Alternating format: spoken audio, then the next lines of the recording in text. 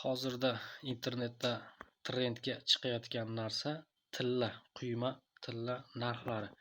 Bugun qiziq holat kuzatildi.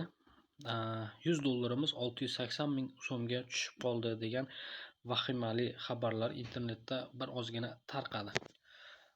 Keyinchalik Google'dagi kurs bo'yicha $100 680 ming so'mni ko'rsatgan edi. Ozgina vaqt o'tib yana 1 ming so'mdan teparoq kursga chiqib qoldi. Assalomu alaykum YouTube kuzatuvchilar. Rossiyadagilar uchun xushxabar, dollar kursi tushishda davom etyapti. Xo'p, 30-yanvar tungi soat 7:30lar atrofi $100 7582 rublga tushib qoldi. Rossiyadan turib O'zbekistonga, Tojikistonga, Qirg'izistonga dollar jo'natish narxlarini ham ko'rib o'tamiz. Xo'sh, ko'pchilik bilgan Zolotoy Koronada $1000 hisoblab ko'rdik. $1000 O'zbekistonga jo'natish kursi 78616 rublni ko'rsatyapti. Boshqa prilojenalarda ham ko'rib o'tamiz. Bundan ham arzonlari bor, faqat qarab ko'rish kerak. Xo'sh, yana bir prilojeniyamiz Mir Privilegiyada $1000 hisoblab ko'ryapman. Mana bu yerda ko'pchilik promo kodni so'raydi. Nima deb yozsak bo'ladi deb o'zbek deb yozasiz promo kodga. $1000 77828 rublni ko'rsatyapti. Zolotoy Koronadan ham kichkina raqamlarda arzonroq jo'natishingiz mumkin. Bundan ham boshqa prilojenalarni ham ko'rib o'tamiz. Xo'sh, mana bu yerda yana bir prilojeniyada $1000 hisoblab ko'ryapman. Bu yerda $1000 77749 rublga jo'natishingiz mumkin. Xo'sh, Milliy Pay prilojeniyasida ham hisoblab ko'rdim. $1000 77837 rublni ko'rsatyapti. Bu yerda komissiyani ham yozib o'tyapti. $1000 ga 387 rubl komissiyasi bor ekan.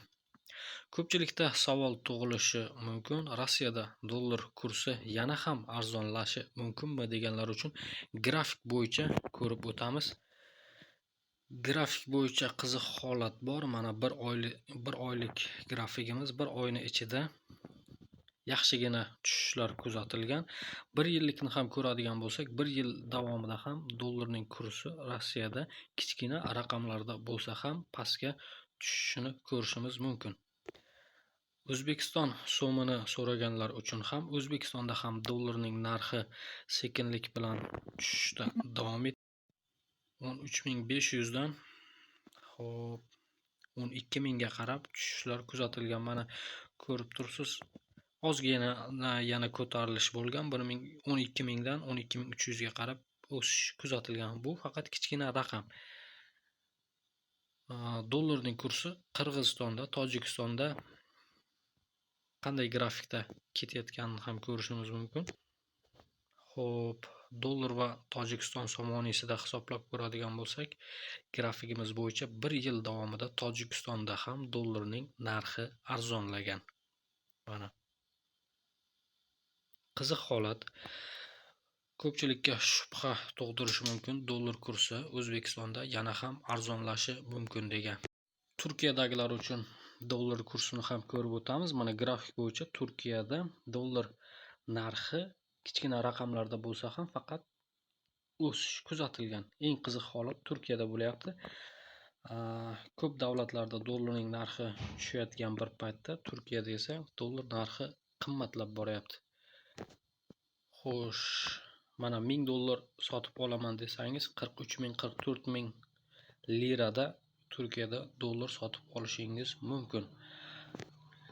Lekin dollarning narxi Turkiyada kuniga kichkina raqamda bo'lsa ham qimmatlashda davom etyapti. Hozirda internetda trendga chiqayotgan narsa tilla, quyma tilla narxlari. Mana buni ham grafikini ko'radigan bo'lsak, dollarga nisbatan tillaning narxi 1 yil davomida faqat o'sish kuzatildi. Mana bugun esa kichkina raqamlarda tillaning narxi tushishi kuzatilgan. Bundan keyin ham tillaning narxi oshishi mumkin deyishmoqda ekspertlar. Tillaning narxi bunaqa darajada o'sishda davom etadigan bo'lsa, dollarning narxi kichkina raqamlarda bo'lsa ham tushishi mumkin. Bugun qiziq holat kuzatildi. 100 dollarimiz 680 ming so'mga tushib qoldi degan vahimali xabarlar internetda bir ozgina tarqadi. Keyinchalik Google'dagi kurs bo'yicha 100 dollarimiz 680 ming so'mni ko'rsatgan edi. Ozgina vaqt o'tib yana 1 million 220 ming so'mdan teparoq kursga chiqib qoldi. Bu shubhali holat. Endi internet nosozligi bo'lish ehtimoli ham bor. Lekin mening ko'z qarashim bo'yicha dollarning narxi O'zbekistonda yana ham arzonlash ehtimoli bor. Hozirda 100 dollarimiz 1 million 222 ming so'm atrofida bo'layotgan bo'lsa, 2026-yilning o'rtalariga kelib 1 million so'mga, balki undan ham pastga tushish ehtimoli bor. Hozircha yangiligimiz shulardan iborat. Videoga like bosing. Kommentariyada o'z fikrlaringizni yozib qoldiring.